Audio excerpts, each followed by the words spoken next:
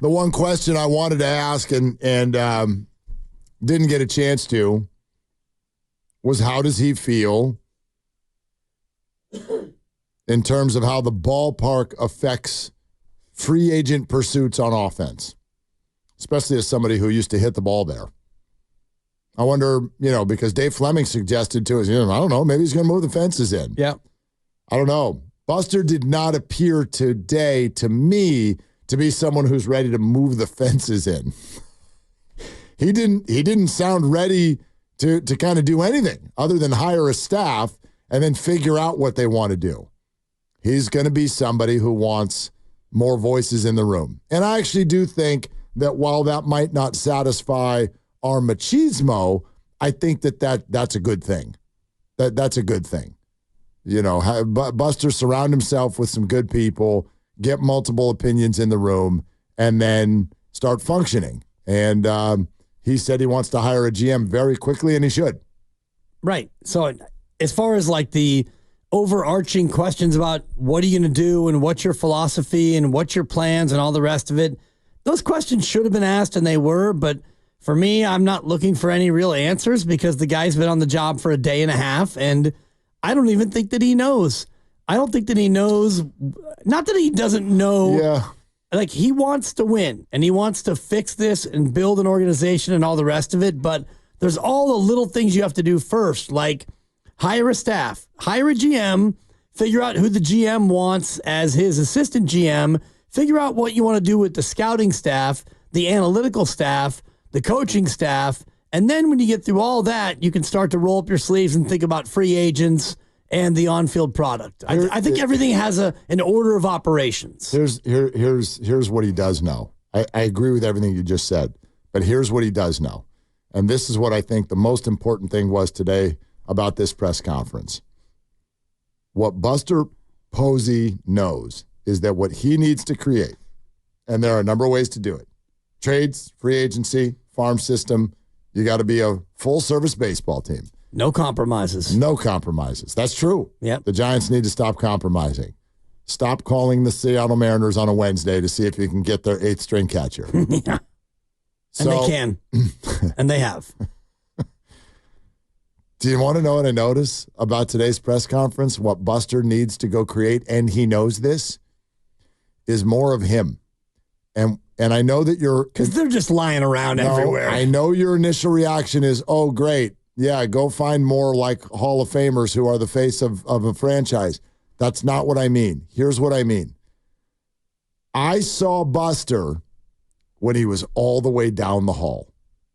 And I don't know this to be true, but I'm going to tell myself that there's a reason that my head just popped up and noticed him, even though he was still 60 yards away. Why did I notice him? He's him. Because he has it. He's him. He has a presence. He has a presence when he walks into a room. He is a larger-than-life figure. And when he sat down and said, we're in the business of making memories, and we're in the business of having families get together and see a player do something that is memorable, maybe forever, that means to me creating larger-than-life figures. And they don't all have to be Busters. We talked to one of them yesterday. We talked to one of them 2 hours ago. Yeah. Hour and a half. Matt Cain was on the show. Yesterday, Hunter Pence was on the show. These are not Buster Poseys and Barry Bonds.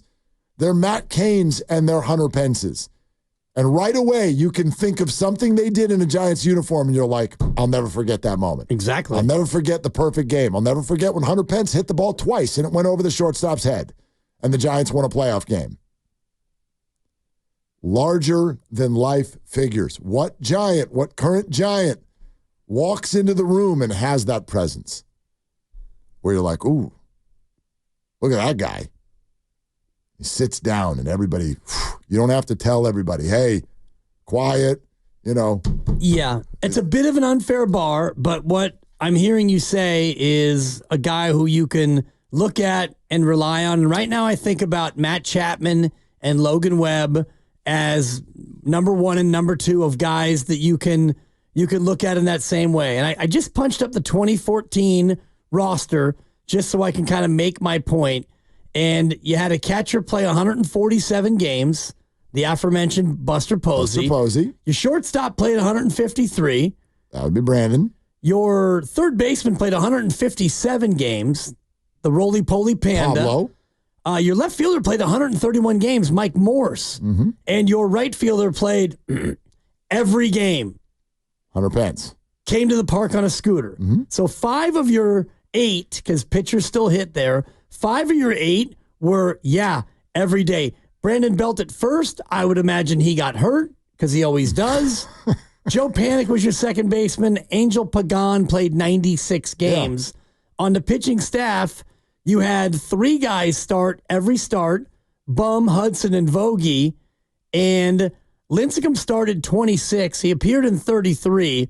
It's just because his career was starting to get a little bit leaky. Right. And then you had Matt Cain and Jake Peavy. But that's why I say it's not that high of a bar. I'm not talking about people that necessarily, you can rely on every day. And I'm not even talking about stats or anything like that. I'm talking about that if you want to bring your 7-year-old kid to the ballpark, who's going to make their eyes get big? And I can speak to this. I have a 10-year-old at home who loves baseball. I don't even know who his favorite player is.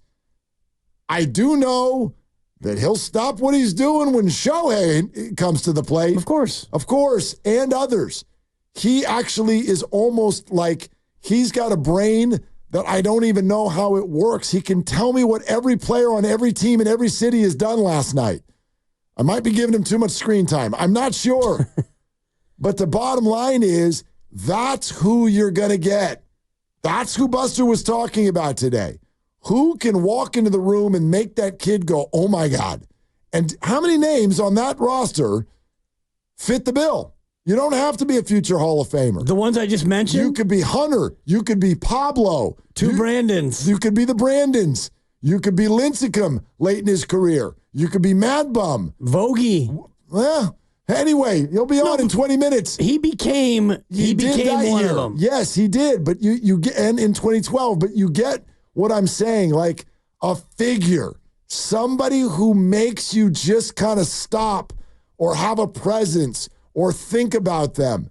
These are the things that don't happen when you send them to AAA every 5 days. Exactly. And that's what we're talking about. Totally. And I think that part of that goes into what I've been saying all along, which is he and Bob Melvin want what the 2014 had from a position player standpoint, which was 5, if not 6 of your 9 who are, you're playing.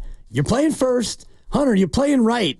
You're playing right 162 times, by the way. And your catcher played more than Patrick Bailey played. Patrick Bailey, I know, got hurt this year. But give me 5 guys. Give me 5 of the 9 who are going to play 140 times of the 162. And even if you don't necessarily have a monster year, I would take that. If you go 80 and 82 next year, but you give me 5 guys who play every day, I'm more connected to that team than I am this team, which is Wisely. Yeah, Wisely, I'd argue the number might even need to be a little higher. I get what you're saying. 5 of the 9. Yeah, and look, people are going to get hurt and stuff like that. Like that was, for instance, the plan with Jung-Hoo Lee, and then he got hurt. Right. But if you right now, if you offered me Jung-Hoo Lee fits that bill, Ramos fits that bill, Bailey fits the bill, Chapman fits the bill. I'm hoping that Tyler Fitzgerald at second fits the bill. I'm hoping they find someone who fits that bill at shortstop, Bo Bichette, Ha-Sung Kim. I certainly, probably not Bryce Eldridge. He won't be, my guess is he won't come up until a month or 2 into the season. But someone like that can be over there. And I don't know what they're going to do with right field. Maybe that is the spot where you kind of turn and burn a little bit and platoon and move guys in and out. I don't know. But 5 is a minimum. Maybe more. Probably more, I would say. Yeah, if you have more than 5, then you're hoping that you're a really good team and you have really good players in those spots. I look at this year and you had Chapman play 154, Yaz 140, but that's games played. Feels like some of those are including pinch hitting performances. Well, and he moved between center and right also at times. 7th inning inserts. Conforto played 130. Bailey played 121, which is a good number as a catcher. Sure. You take that every year. And Ramos played 121. Once he got up here, he played every day. Every day. And then Lamont Wade Jr. played 117. Again, these are just games played, not starts technically. But, I'm looking at the Hunter Pence year, and he had 700 plate appearances, Jeez. 708. And Buster had 605, and Pablo had 638. These are full, meaty years. And that's really, I think, what Buster and Bob are talking about, where it's not going to be the Kepler Farhan, hey, Jock, you hit a home run, and it's the fourth inning, and they brought in a lefty, so now you're getting pinch hit for. That stuff analytically might be correct, but like you're saying with your 10-year-old son, if you told him right now, hey, son, here's $100, any jersey, you pick it. You pick your jersey. Oh, Dad, I don't know. I'm not sure, Papa. I don't know. I mean, I don't know. Can I get two? Can I platoon my jerseys? He doesn't sound like that, but yeah, it's part of the fun. He might ask for ice cream instead. I'm sure he has your voice already. Yeah. Dad, I would like. He kind of does. We, as your offspring, would like a Doval. I'd like a jersey and an ice cream. Totally.